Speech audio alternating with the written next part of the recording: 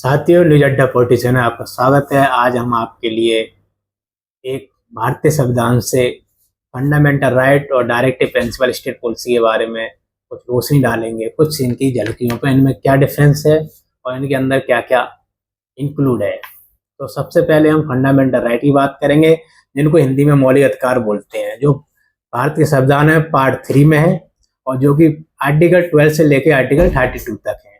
जिसमें अभी वर्तमान में 6 फंडामेंटल राइट है, जिसमें से पहला है राइट टू इक्वलिटी, जो आर्टिकल 14 से लेकर 18 तक है। दूसरा है राइट टू फ्रीडम, जो आर्टिकल 19 से लेकर 22 तक है। तीसरा है राइट टू अगेंस्ट एक्सप्लॉयटेशन, जो आर्टिकल 23 से 24 तक है। और चौथा है राइट टू फ्रीडम रिलीजियस, जो आर्टिकल 25 से लेके 28 तक है। और आपका पांचवा है कल्चरल एंड एजुकेशनल राइट, जो आर्टिकल 28 से लेके 30 तक है। और आपका लास्ट है आर्टिकल कॉन्स्टिट्यूशनल रेमेडी, जो आर्टिकल 32 है। और इसका अगर ओरिजिनल जो थे फंडामेंटल राइट वो 7 थे। एक फंडामेंटल राइट था राइट टू प्रॉपर्टी, उसको रिमूव कर दिया गया। उसको रिमूव कब करा, इसकी डेट हम आपको बता देते हैं। 44 कॉन्स्टिट्यूशनल अमेंडमेंट हुआ था 1978 में। इसको एक ऑर्डिनरी लॉ बना दिया गया और ये लॉ अब जो आता है, जो ये आर्टिकल 300A के अंडर आता है। इसको क्यों हटा दिया गया? क्योंकि सरकार को इंफ्रास्ट्रक्चर बढ़ाने में बहुत परेशानी होती थी किसी की प्रॉपर्टी को एक्वायर करने में, क्योंकि ये फंडामेंटल राइट था। तो फंडामेंटल राइट होने की वजह से लोगों की सहमति होना बहुत जरूरी थी। अगर वो डिनाई कर दें तो गवर्नमेंट क्या है, प्रॉपर्टी को एक्वायर नहीं कर सकती है। तो इसको इसलिए फंडामेंटल राइट से रिमूव करके इसे ऑर्डिनरी राइट बना दिया गया। इसका जो लास्ट वाला जो आर्टिकल है, आर्टिकल नंबर 32, ये एक तरह से इन 5 आर्टिकल का मजबूत स्तंभ है। जिसके अगर 5 आर्टिकल में से तुम्हें कोई भी आर्टिकल गवर्नमेंट या कोई भी आर्टिकल के तहत आपसे कोई शोषण होता है, आपसे कोई राइट छीना जाता है, तो आर्टिकल 32 आपको फुल पावर देता है कि आप कोर्ट अप्रोच करें और कोर्ट आपको इन आर्टिकल को, इन राइट को वापस पुनः आपको पावर प्राप्त करने की आपको अथॉरिटी देता है।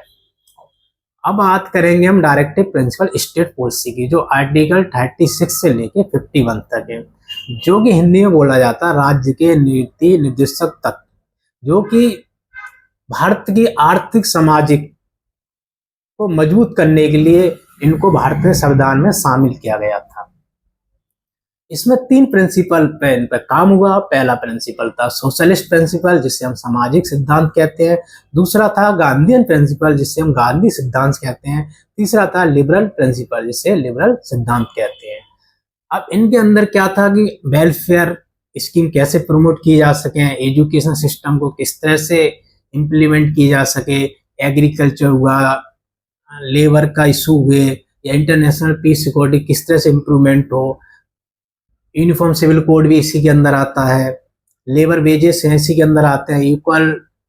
Equal work and equal pay इसी के अंदर आता है। तो इस तरह से वेलफेयर स्कीम किस तरह से मजबूत हो, उसके बेस पर हमारे देश की जो इकोनॉमिक और सोशलिस्ट जो स्ट्रक्चर है वो किस तरह मजबूत हो, ये डायरेक्टिव प्रिंसिपल स्टेट पॉलिसी में बता रखा है।